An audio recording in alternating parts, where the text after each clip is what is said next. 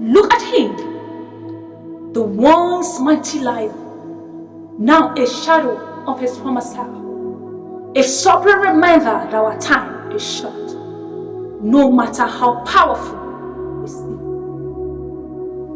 We think we are invisible, just like this lion wants to be. But death awaits us all, regardless of our status, power we have seen in it our life. Friends, family, gone in an instant. Let us not forget, we don't have forever. It is not the years we live, but the life we live in those years that really matters.